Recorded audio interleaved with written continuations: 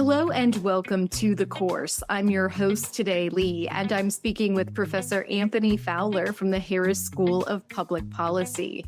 His research applies econometric methods for causal inference to questions in political science, with particular emphasis on elections and political representation. Professor Fowler's interests include unequal political participation, electoral selection and incentives, political polarization, and the credibility of empirical research. Professor Fowler is here to talk to us about his career path and how he became a University of Chicago professor. Welcome to The Course, Professor Anthony Fowler. It is a pleasure to have you with us today. It's great to talk to you. So let's get started with an overview of your career, Anthony. Start me off with your undergraduate years and then take me all the way up to your current role at the University of Chicago. I was an undergraduate at MIT.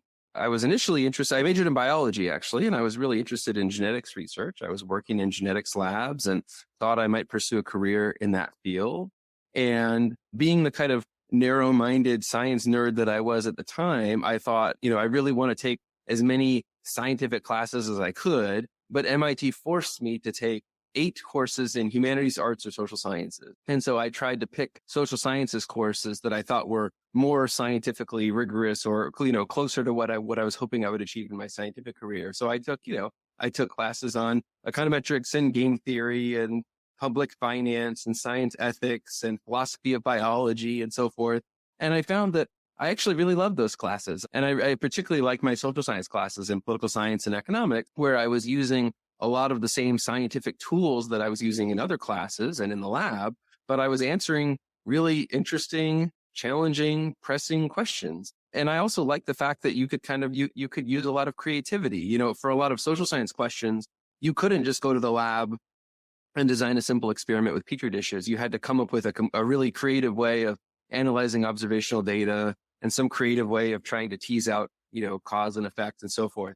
And so I thought that was a fun challenge. And MIT turned out to be probably the best place for me to study social science because there were great faculty members, but not a lot of other undergraduates competing for their time and attention. So there were lots of professors who were willing to meet with me, spend time with me, do research projects with me, invite me to seminars. And they kind of started treating me like I was a graduate student, even while I was still an undergraduate. So that was actually a fantastic experience. And I kind of got converted to social science while I was an undergraduate. And I ended up applying to graduate programs in political science.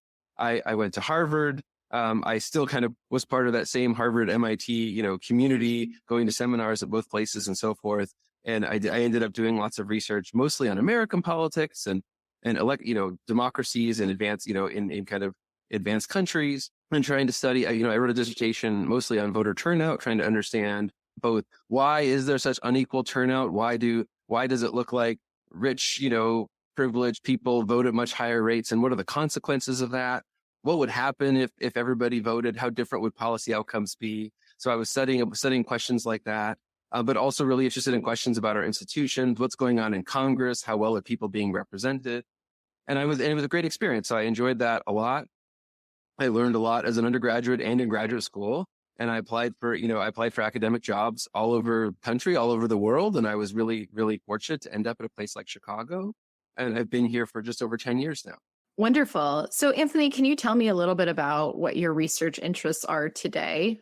Sure. I haven't changed too much from what I just described, but I mostly study election, and I mostly study elections using quantitative data analysis. I'm trying to look at usually historical data, not always. Sometimes I'm doing my own surveys or my own experiments and so forth, but often looking at historical data, often election data or, different kinds of data, and trying to answer interesting political questions like, why does the system work in the way that it does? Why do so many incumbents get reelected? And is that a good thing or a bad thing? What would be the effects of different kinds of reforms? Why is there so much extremism and polarization among our elected officials? And are there reforms that could reduce that level of polarization and extremism? So my interests are somewhat broad. I'm interested in studying the political system writ large. I'm also really interested in quantitative data analysis itself. And so one of my side interests, but an important side interest, is just understanding the extent to which quantitative evidence, when is it more credible? When is it less credible? When are we prone to getting false positives and so forth? And so that's something I'm deeply interested in as well. And I wrote a book with Ethan Bueno Mosqueda called Thinking Clearly with Data. And I teach classes on quantitative analysis that aren't specific, those classes aren't necessarily specific to political science. I'm interested more broadly on how quantitative data can be used to do a good job and do a bad job of answering important questions. Yeah, what do you think it is about elections specifically that you're interested in? Like why elections? I'm actually not a political junkie in my private life. I'm not particularly partisan. I've never worked on campaigns or anything like that. And I actually think that serves me well as a political scientist because it allows me to study things a little bit more objectively. And I kind of think of myself as an outside objective researcher rather than somebody who really feels strongly about partisan politics and about elections and campaigns. Of course, I have my views. Of course, I have some candidates I like more than others and so forth. But I've never really been a political junkie in that way. And I think that serves me well. Of course, I've always been interested in elections. From a young age, I remember paying close attention to elections and being interested in what was going on. And I was 13 years old in 2000 when there was the kind of virtual tie and the huge uncertainty about who was going to be president when Gore and Bush were facing off and lots of recounts and a Supreme Court case in Florida and so forth. So that was very interesting and probably very formative for me because I was at an impressionable age and it made me really interested in elections and it made me think about how elections really matter and the way we run elections really matters. But I've never been a partisan junkie in that way. I've always been more interested in elections, kind of studying them and thinking about their importance for society and for public policy and so forth. Yeah, I want to dive in a little bit more to what you were like when you were younger and specifically what you thought you wanted to be when you grew up. I've had pretty broad interests. I didn't know much about the academic world. My parents are not academics and not involved in that world in any way. And I've always had pretty broad interests. I like sports.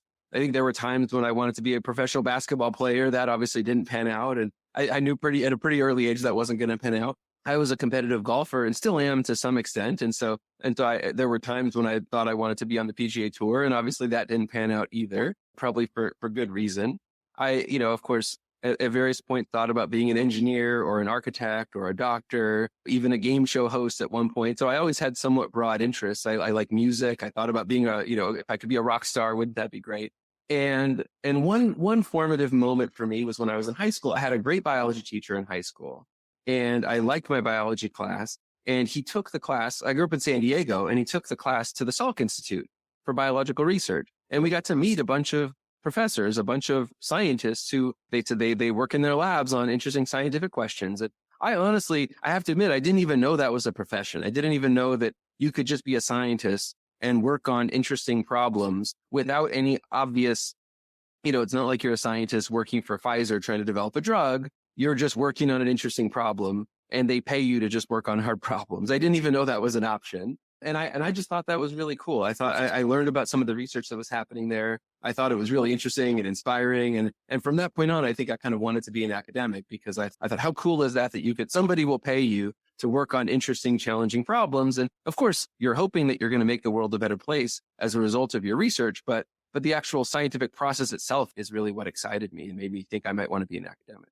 And then who supported you throughout your PhD process and all of the hoops that one has to jump through in order to get a career in academia?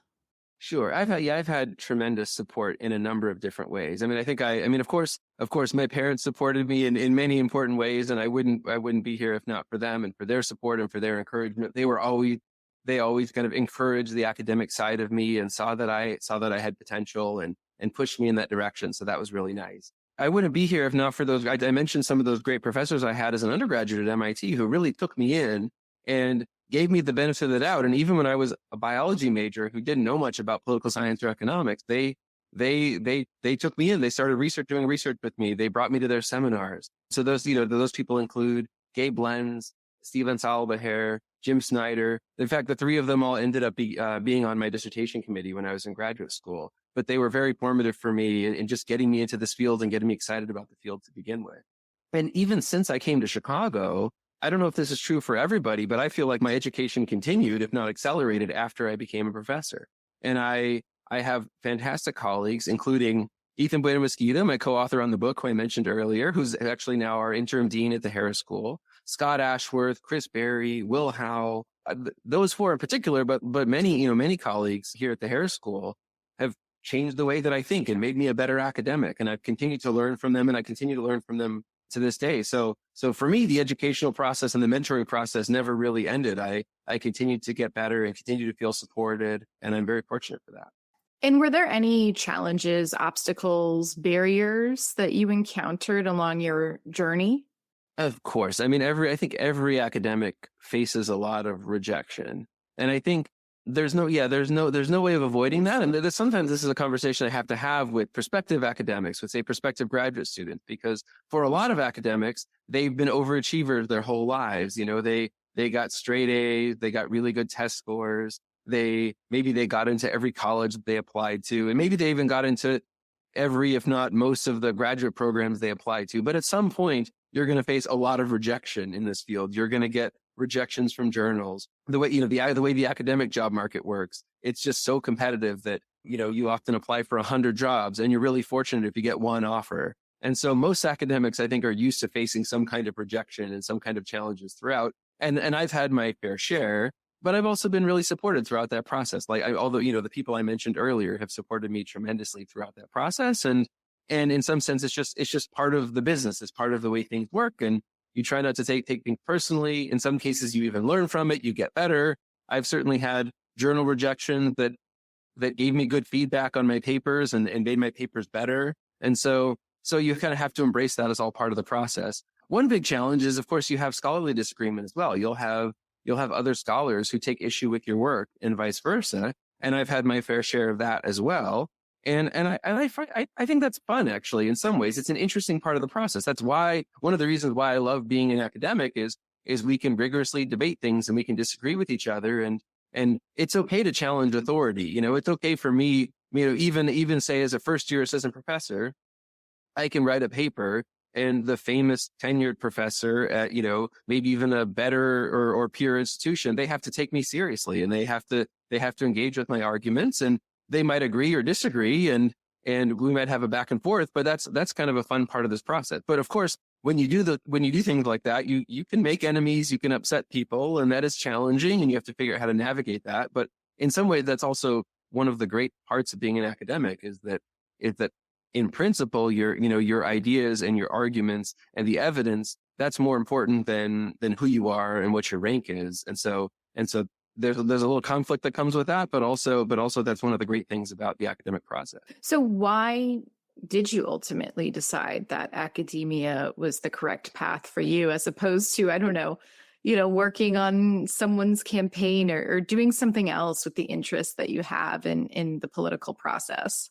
I think a lot of it was I genuinely love doing research. I really, I'm not motivated to go work on people's campaigns. I mean, of course, there are some campaigns that I'd be more interested in working on than others. And I have, in the process of my research, I've partnered with campaigns before to potentially get data from them or work with them in some capacity. But I really love doing the research. That's my primary motivation. And so I think in some ways this was a great career option for me. It's not for everybody, but it turned out to be a great option for me, because what I really love doing is sitting in my office, thinking about hard problems, trying to make progress, talking to other academics about that. And of course, we're also hoping that we have some policy impact and some impact on the broader world. But I really love trying to just generate new knowledge and solve problems and figure things out.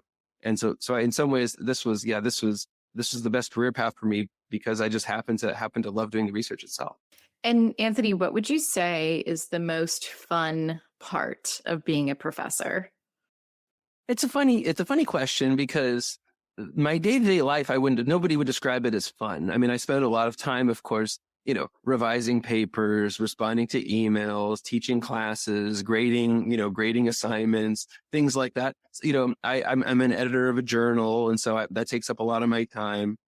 And so the day-to-day moments of my professional life aren't very fun per se, but when you put it all together, I do think of it as kind of fun. So I think of the whole process of trying to educate students and generate new knowledge and improve the quality of research in my field. I think of that as a kind of a fun endeavor, even though moment to moment there might not be a lot of fun. But of course, there are fun moments mixed in as well. I genuinely enjoy rigorous academic debate. And I think of that as a fun thing. I enjoy teaching students as well, especially when the students are excited about the material and they're really engaging with me. Even if they're disagreeing with me, I really enjoy that part of it as well.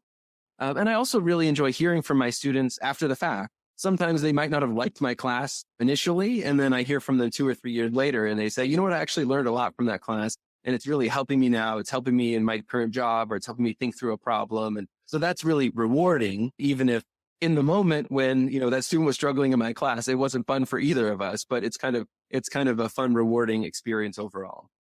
And then what are your goals for yourself beyond where you currently are? Professionally, I really like what I'm doing, and I just want to do more of what I'm doing. I'd like to continue getting better at what I'm doing. I think, I'd like to hope that I'm not at the, that I'm not at the peak of my career in terms of the quality of the research I'm doing and the quality of teaching I'm doing and so forth. So I love what I'm doing. I actually don't have any grand aspirations to do something differently. I'd like to continue doing what I'm doing, but get better at it.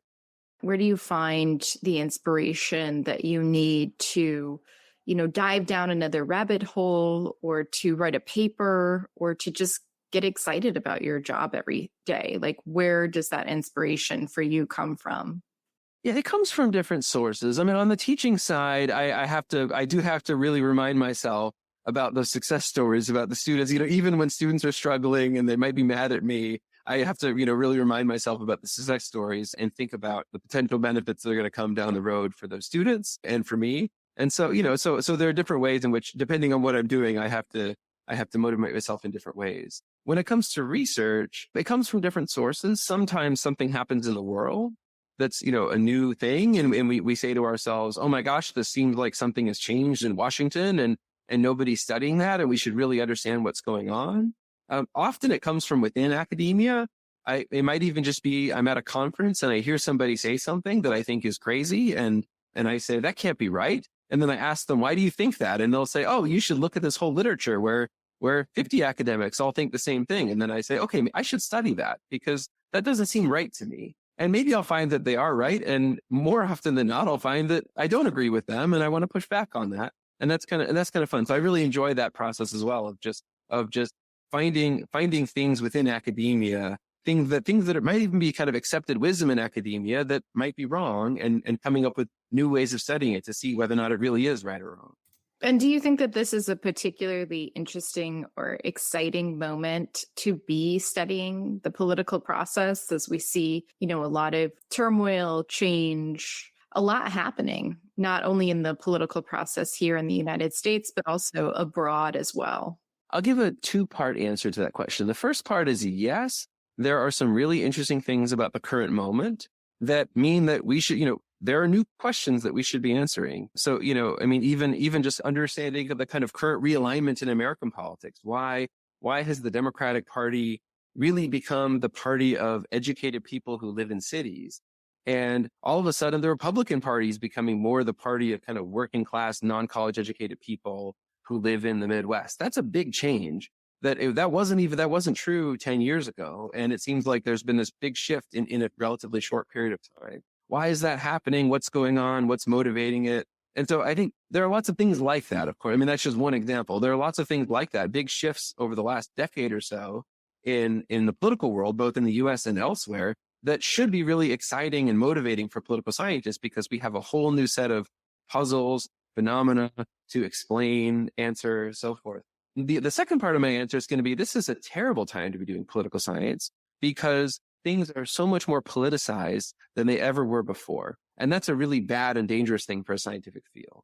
There have been prominent academics who have come out and said, our job is no longer to be doing rigorous, serious, objective research.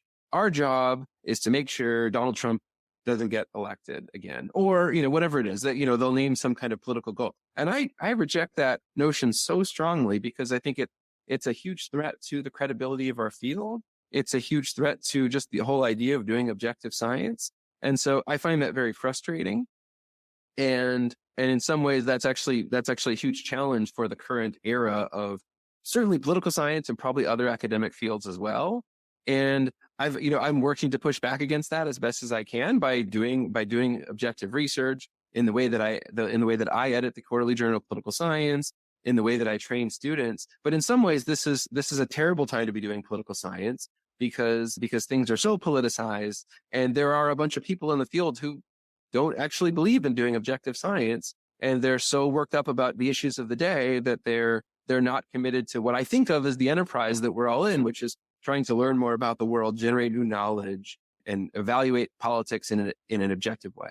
I appreciate that reflection. So, Anthony, that said, what advice would you have for a young person who is interested in political science and potentially interested in pursuing a career in academia in political science?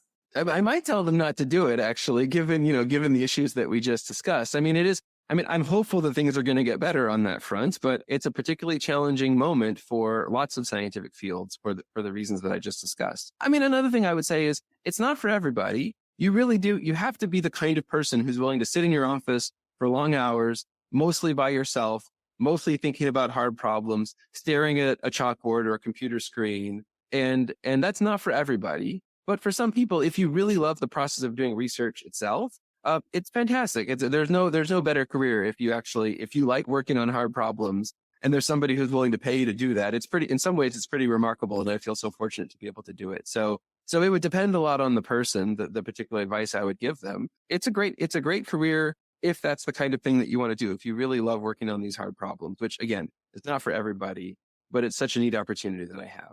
So what would you say then, Anthony, is the most gratifying or fulfilling part of the work that you do? Well, I mentioned hearing from students. That's incredibly gratifying when you feel like you're actually helping people and educating them and impacting their careers and their thinking. I mentioned editing the Quarterly Journal of Political Science, which is something I've been doing now for just over a year. And that's also very gratifying. It's not, day to day, it's not a lot of fun because we're reading lots of submissions and we're doing a bunch of paperwork and we're sometimes making very difficult decisions. We just yesterday I had to make 2 very difficult decisions.